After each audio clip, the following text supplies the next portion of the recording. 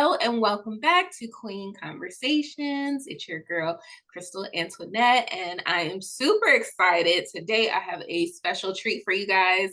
I have one of my speakers for the 2024 Queen Standard Conference. Yes.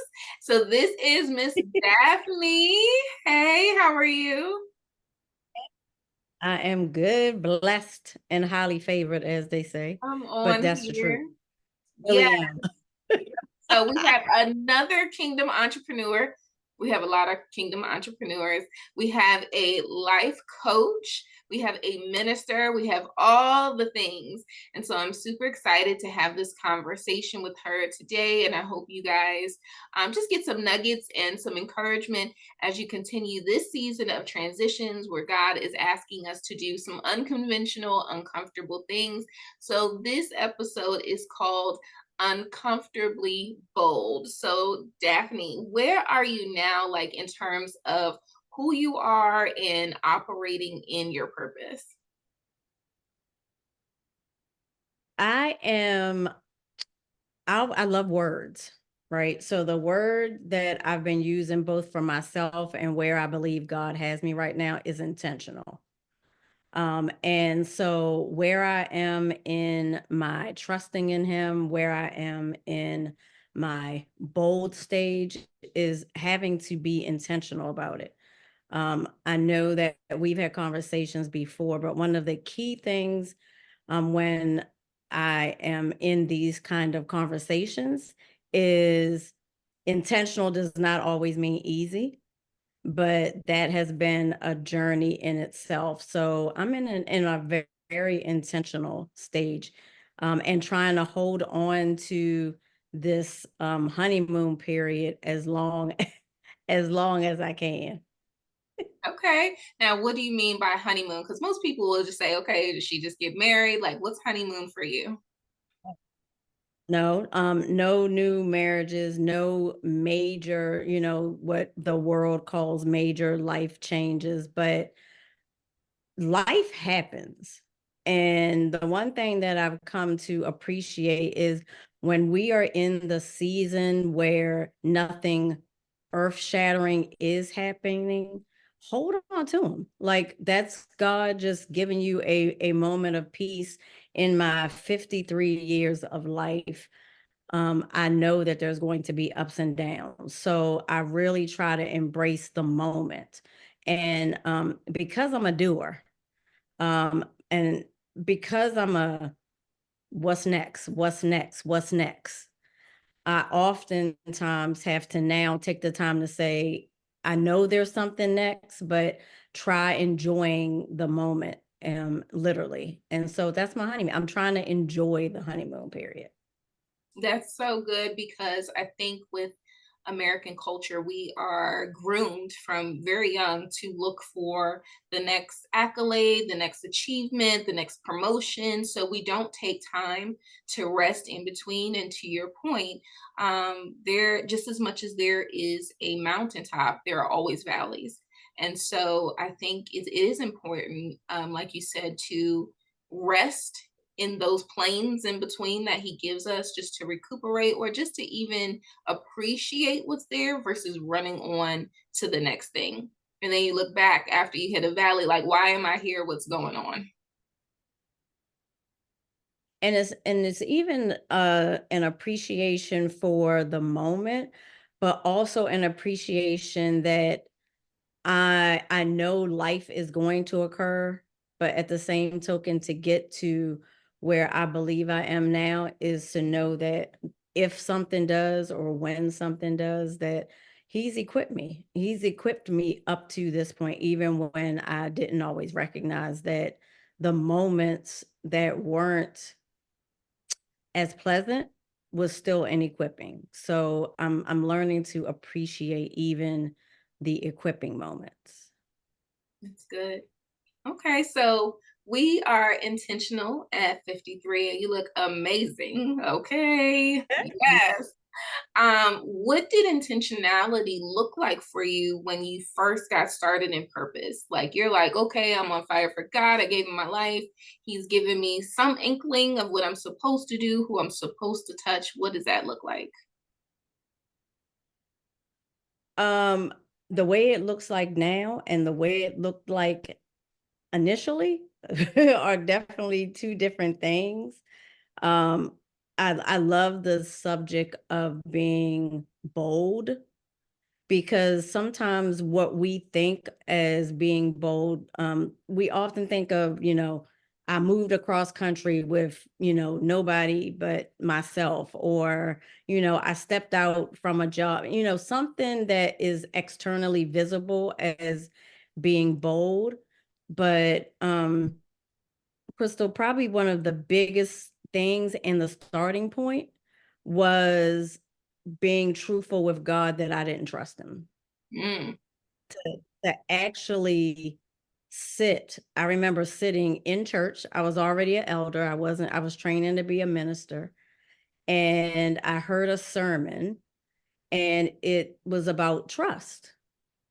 And I was going through one of those life-changing situations, and I sat there and I'm bawling and I'm crying, and all I remember me like screaming at the top of my lungs is, I don't trust you. I know who you are. I read about you. I worship you. I lift my hands up to you. But in all honesty, there are aspects of my life that I don't trust you with. And at the same time that those words were coming out of my mouth, I'm like, oh my God, what in the world did I just say to God? And to get to a place where um to say it out of my mouth, I felt like it was the greatest gift mm, that I could give him, because it was from a place of I don't trust you, but I want to. mm, mhm, And the boldness of that, and so the bold sometimes is internal. And so the internal honesty that I had to face with God was, to me, the starting point, because I could hear him say, and he definitely proved it, was, you don't trust me now, but watch me. Let me show you that you can. And so that's where it started. But to come up to today, it's now acting on that trust, like stepping out when I'm shaky, or having a conversation when it I don't know what the outcome's going to be.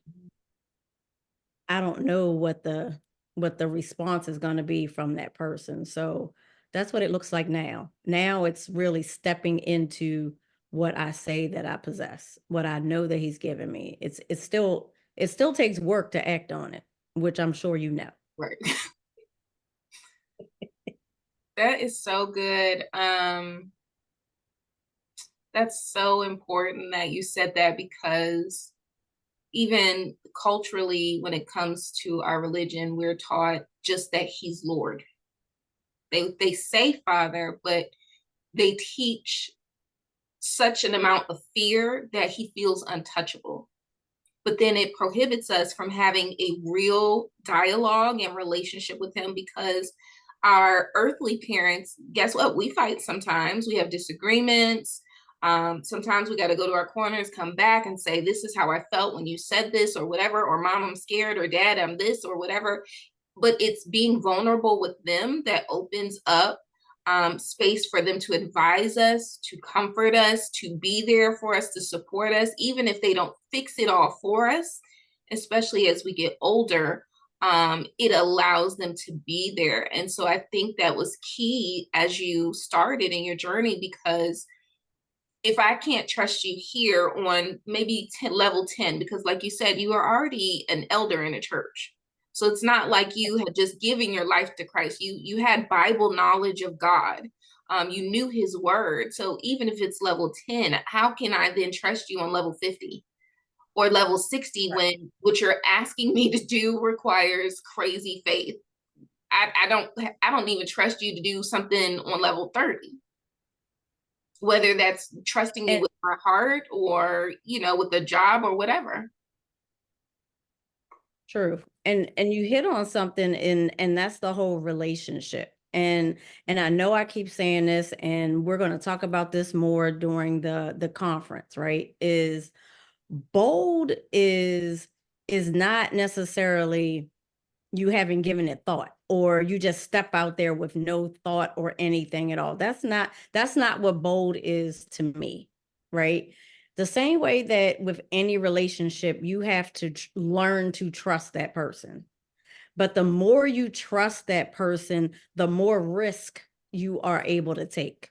The more risk that you're willing to take, because that person, that relationship has proven not to disappoint you, or not to let you down, at least to the degree that you can't recover. Mhm.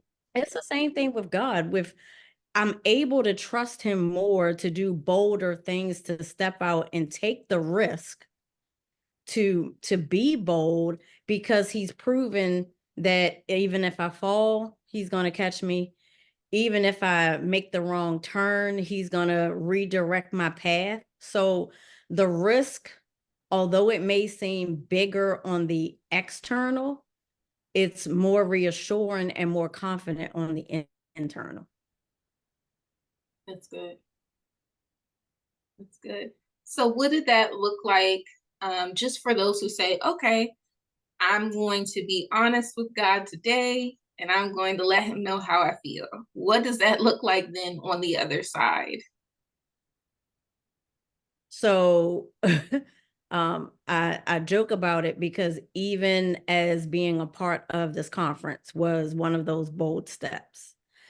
Is so I went to God, being all powerful, he's able to do everything. So a couple of weeks before, I had said to him, I want to start doing more public speaking. I do speaking engagements on my secular job. I speak as a minister. I do coaching in small groups, but I want to do more speaking engagements. And, this is what I want. Amen. Thank you, God. And so I'm scrolling through Facebook one day, and everybody's having conferences. More and more people are having conferences. But something, they weren't necessarily grabbing me. And so I came across your conference. I came across Queen Standard, and it was something that drew me even just to the promotion of it. So, before I went to bed that night, I said, "Okay, God, this is my prayer. This is what I'm asking you for. It's a means also for me to minister to who I believe you have called me to." So, in his loving yet very direct manner, and which is how he talks to me sometimes, he was like, "Well, pick up the phone." And I'm like, "What you mean, pick up the phone? I I asked you to open up an opportunity so I could speak more. So my assumption is that you're going to have the facilitator of this conference to realize that they have a need, and you're going to drop them my name in their spirit." And he was like, "No, you're going to pick the phone up and call." And as small as that may seem to some people, knowing that I was calling somebody that I knew enough about, but Crystal and I aren't necessarily talking or engaging every day. It was still somebody that she didn't know what I could offer. She didn't necessarily know all the background. I mean, I didn't even know if she had an opening, if you had an opening. Mm. But the bold step was, you asked me, this is how I'm answering your prayer. Now, are you going to trust me? Mhm. Sometimes it's not, and I have to add this in to reassure everybody. I don't care how long you've been in ministry or how long you've been following Christ. Even when you hear the answer, I go through, is that Daphne or is that God? Good. So even in that, I had to pray for him to, reassure me that I was stepping out. And sometimes it's a step out, and even if you're wrong, I got you. And so I made the phone call. The rest of the conversation, like, literally fell in line. And so here I am. I will be speaking at the Queen Standard. Yes. I love that. I think that um you hit on something. We feel, or we assume that God's favor looks like people searching for us. It looks like, Right. somebody dropping a job in your lap, or, whatever that thing is, making that connection for you, or sending the DM, whatever that thing is that the other person literally is going to go 90%, and Yep. we only got to go 10. And that's not the case. Like, following God means dying to self. And sometimes the dying to self is those pieces of us that are insecure, that have been wounded from rejection, that makes us want to hide. And so I think a part of feeling or assuming that it's going to come those particular types of ways is because we want to be safe. Like, this is the safe way. Um, but God calls us to do bold things, and sometimes we have to present ourselves. He says our gifts will make room for us, but it doesn't say, like, I'm going to open the door and make someone come to you so that you can tell them what your gift is. It just says that it'll make room. And so I And think that, sometimes that making that call and the doors being opened, or and even if I can tell you, so and I'm going to give you the second part of that, right, which I haven't shared with you, is so I got another offer um for the same weekend, wow. right? The Queen Standard is on Friday and Saturday, and the offer was for Sunday. And I'm sharing this because it was a different outcome. I was not selected. But the thing is, when because I stood by what my value was, there was a confidence, and literally I could hear the spirit say, you being told no, not now, doesn't diminish your value. Mm, So always want to remind women and men and anybody else that's listening is a closed door and a no does not change the worth that God already has on your life or on his plan. And sometimes we try to diminish or decrease or cut the corners in order to be accepted into what we think is an opportunity, and that might not be the case. Sometimes the opportunity is to build your confidence that you are good no matter what. I'm good. I'm secure. It's also to test that the spirit or the fears of rejection are being healed. mm, Sometimes the rejection is to prove that you are healed. mm. That is so So good. But how can we learn that if we make sure that we're in situations where we're never rejected? If we only there wait for the invitation to come up to us, or the new friend to say that they want to have a relationship or whatever, then we're never in a situation where we can see that who we were is not who we are anymore, because of the grace of God and our relationship progressing with Him. Exactly. So, Crystal, let me add one other thing to that too. And we hit on it earlier on bold does not always look grandiose. Mhm. It doesn't have to be this fireworks and burning bush moments for it to be bold. And you mentioned, we need to put ourselves in the situation sometimes. If you don't know where to start on being bold, start small. If you're somebody that does not like approaching people because of rejection, say hello to a total stranger. Compliment somebody in the grocery store. and they're either going to accept your compliment or not. You have nothing to necessarily lose or gain in that. But sometimes bold is doing the simplest things that's out of your comfort zone, because being bold is never comfortable. That part. But so therefore, try something, do something small. You don't like public speaking, that's fine. Speak to a total stranger, which is that's literally what I started doing. I started complimenting people that I didn't know, and look them in the eye. Mm. Look them in the eye. You look beautiful today. Now, I think everybody that watches this video will agree that Crystal is glowing. Okay. But if I didn't know Crystal, if I didn't know Crystal, I should be just as confident to come up to her and say, you know what? Your skin is glowing. Have a good day. Mm.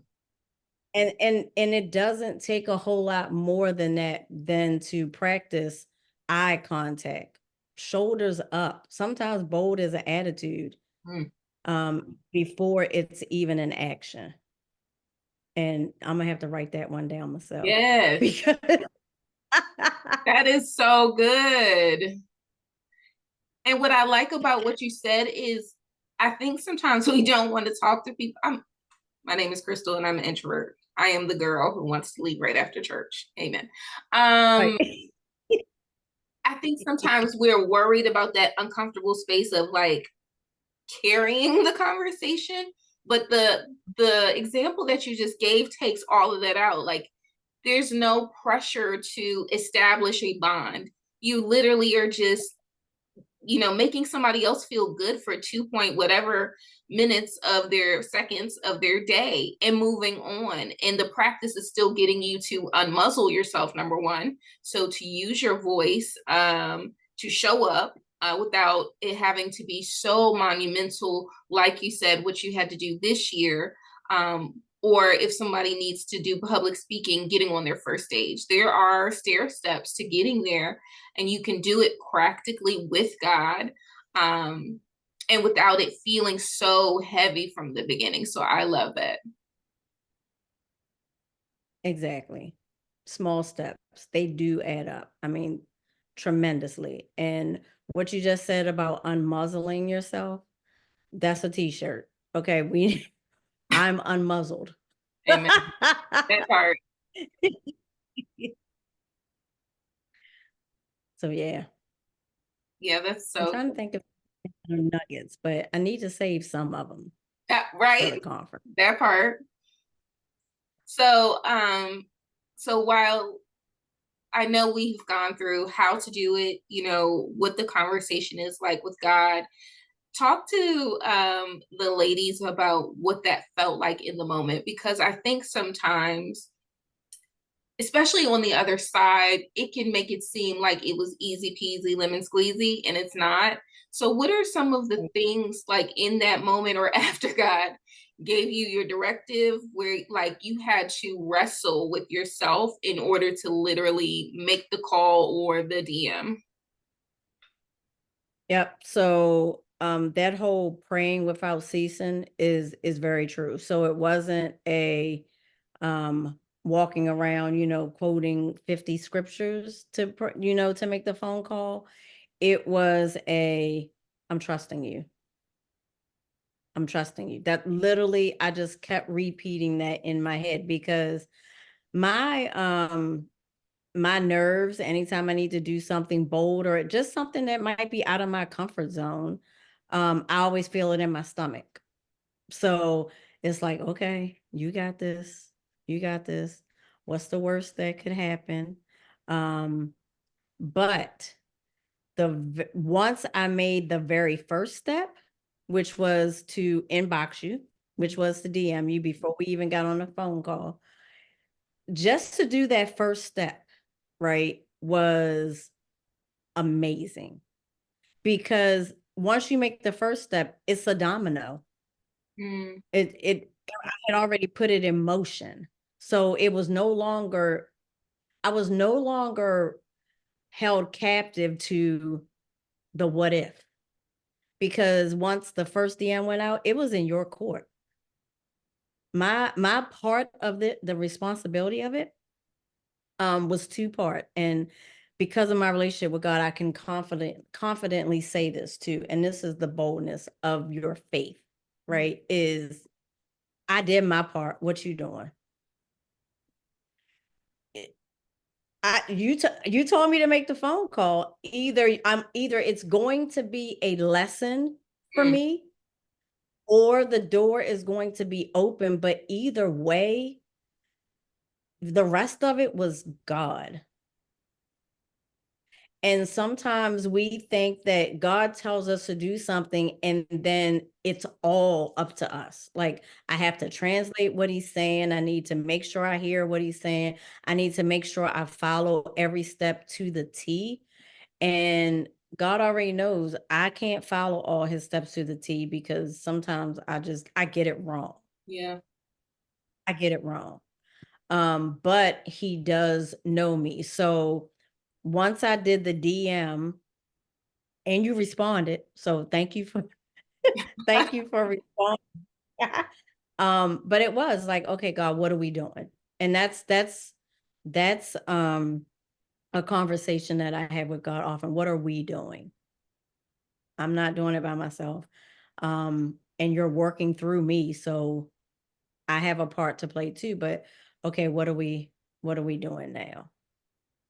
And I'm gonna share this one analogy because it was probably the most um spiritual moment, one of the most spiritual moments in my life, right? So I'm out on a girlfriend's trip and we decided to go zip lining.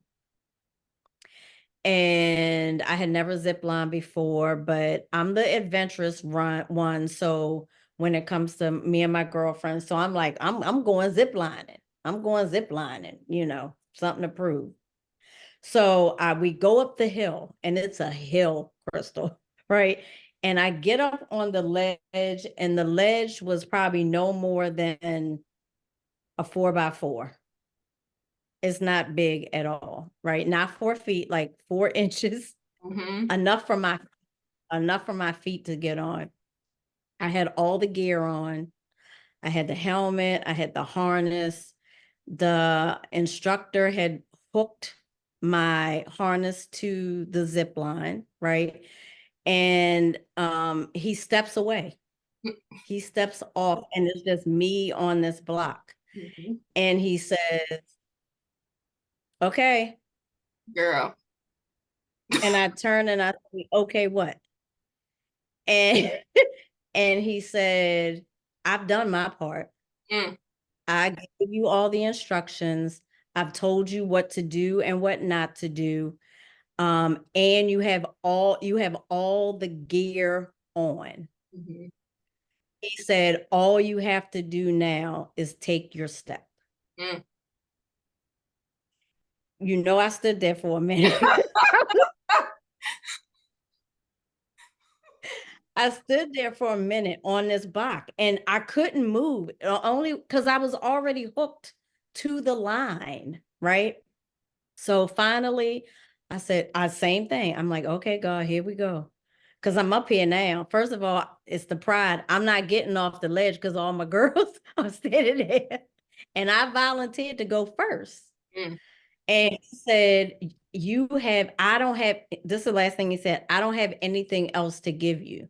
mm, It's time, you just need to take your first step." Deep breath, said a prayer, eyes closed, and I stepped. But this is where God stepped in. He said, because my eyes were still closed, like quarter of the way down, I could feel it. My stomach is dropping, my eyes are still closed. And all I heard God say is, "Open your eyes, open your eyes."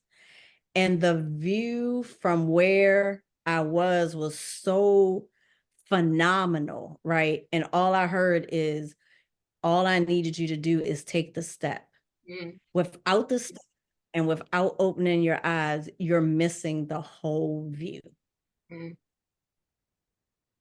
So it may sometimes seem like a big jump. I'm not telling everybody to jump off and go zip lining, right? Even though I now try to zip line as much as possible because it is phenomenal view. But eventually he gives us all the equipment.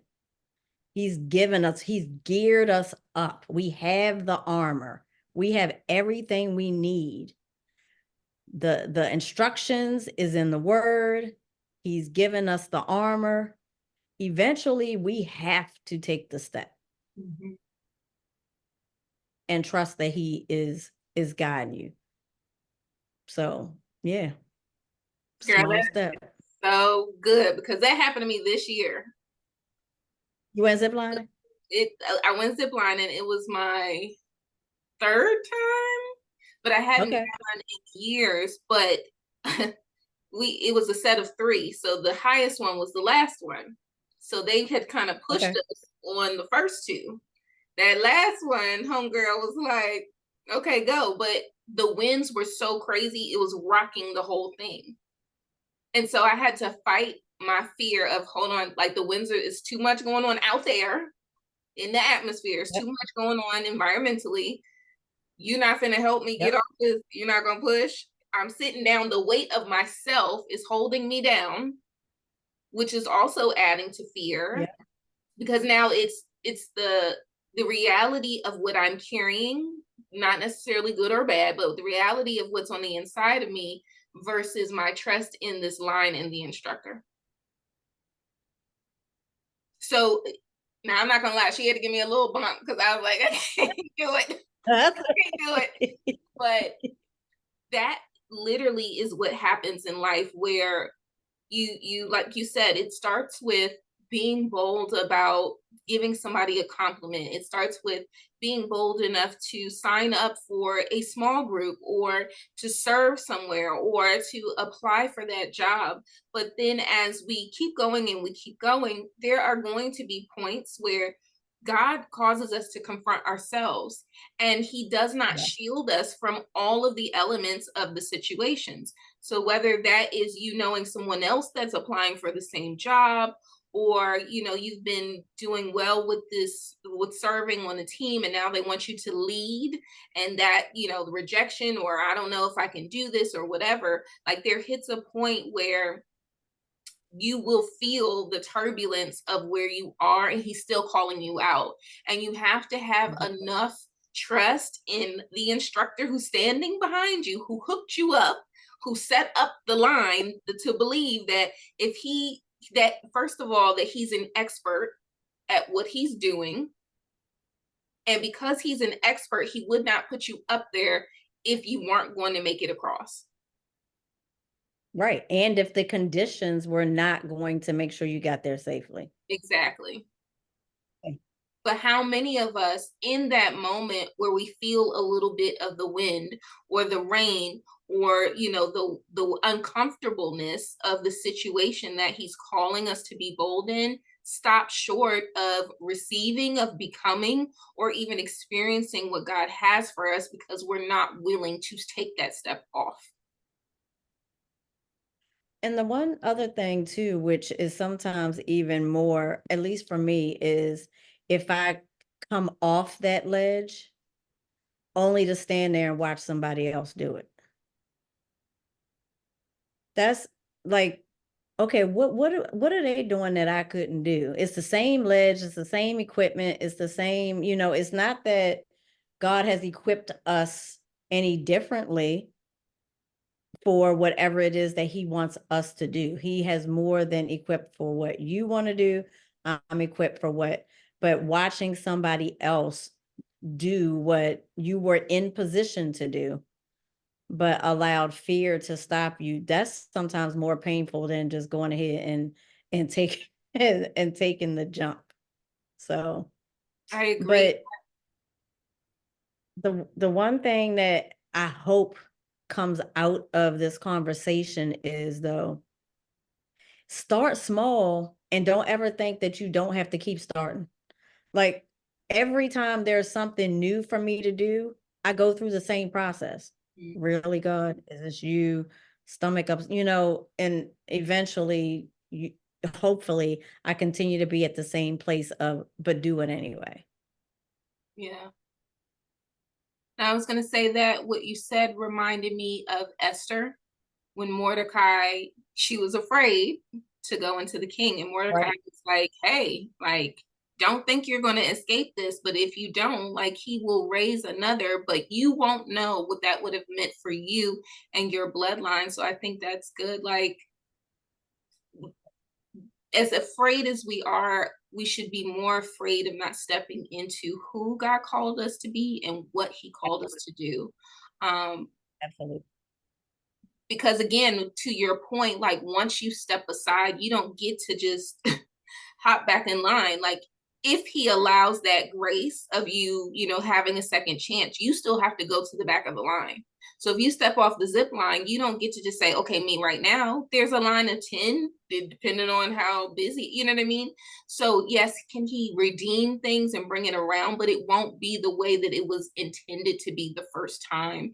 And so we can lose out on elements, on relationships, or just different things like that because we were too afraid. So I think that's good to just remind people, yes, there is grace, but like, are you willing to miss out on what God intended for you to experience in this season?